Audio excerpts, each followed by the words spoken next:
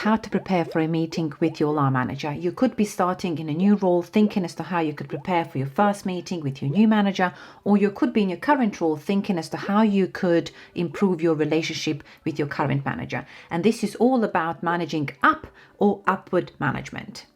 That's right. If managers can manage us as employees who report to them, we can also definitely manage our managers the way it suits us as well. I don't know about you, but in the past and still to this day, I get a little bit anxious every time I have a meeting with my line manager because I'm keen to do well, and sometimes these meetings can be quite stressful and can make us feel anxious as to what the outcome and the purpose of these meetings may look like. So it is best to prepare for these meetings to reduce our anxiety levels and in fact help us form quite professional, productive working relationships. If you're about starting a new role, congratulations by the way, it is best to think about following questions. So question number 1 for me is all about communication style. It's okay to ask, what is your communication style? Can you tell me a little bit about it? Can you tell me if you like emails? And if yes, do you like long emails with lots of detail, or do you like short emails with short summary? Do you like phone calls, texts, video calls, or instant messaging? And how do you prefer to communicate with me? Would you like me to leave list of questions and queries for our structured one-to-one meetings, or can I randomly call you as and when I have any issues or problems to deal with? Question number 2 is all about their leadership style. It is okay to ask, what is your leadership style? Can you describe your style to me and how you like to manage people? Because I'm really keen for us to work really well together and form a professional and productive relationship in the longer term. You will in fact make it super easy for them because they can open up and really tell you what they expect from their employees, and you will not go after the meeting feeling confused or overthinking or assuming as to what they want from you. You will definitely come across as someone who is quite structured, really thinks as to how to form a good solid working relationship with their manager, and you will definitely make it easier for them to manage you and work with you. It is as easy as that, and it has worked really well for me over the last 10 years. What I personally don't like to do is overthink. I don't like to assume. I don't like to talk to other people and ask them about other people what they may think and may do. I really like to engage in a conversation directly with the person I'm working with, and this really goes for not just your managers, but it goes for your customers, your colleagues, your peer group, clients, anyone really. It is okay to go into working relationship thinking this way and asking these questions up front, because you will make your life a lot easier. Question number 3 is all about logistical questions such as, how often do you need to meet? Where do you need to meet? Is it in person or virtual? How they want to speak to you and what you will discuss in these meetings. That is quite important to agree any agenda up front, because it will help you prepare for these meetings and also for the manager to know what they need to bring to the meeting.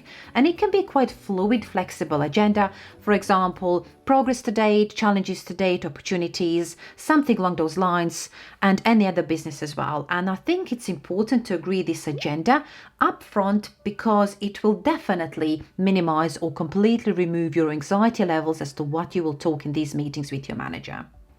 It will also help your line managers really prepare for these meetings as well proactively, because you will agree this agenda together and make sure you have a really good constructive meeting. Questions number 4 should be all about support. Points of contact, who you need to work with, what they expect from you in terms of your customer base, client base, peer group, who is there for you. And if you're new in the role and in the organization, you could also ask for a buddy or a mentor or a coach, someone you could work with on a more frequent basis as opposed to calling your line manager all the time.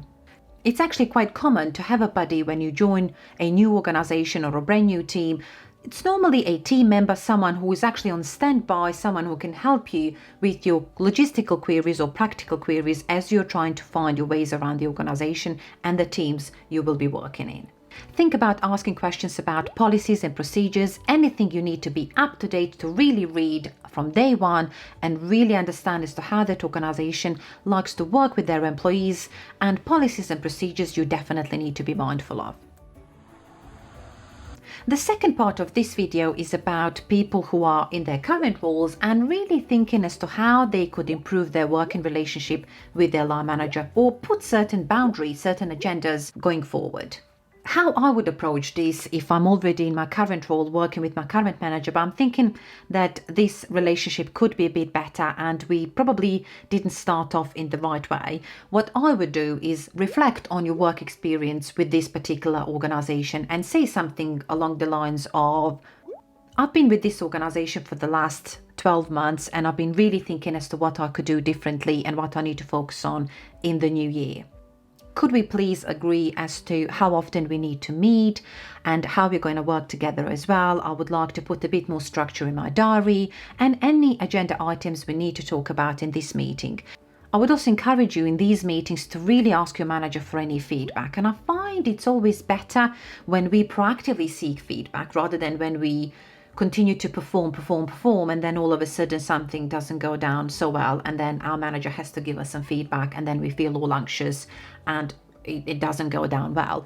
I find in my one-to-one meetings up to now, actually, with all of my managers, if I see them every month or every other month, depending on how I agree to see them, how often to speak to them, it's all about, for me personally, towards the end of the meeting, saying something like, and do you have any feedback for me? Any feedback from customers or clients? And is there anything I need to do differently or better when it comes to my performance to date? And I think that, again, that question turns into a good conversation, and then your manager basically can say something, or they can pretty much say everything's fine, keep up with the good work, and leave it at that.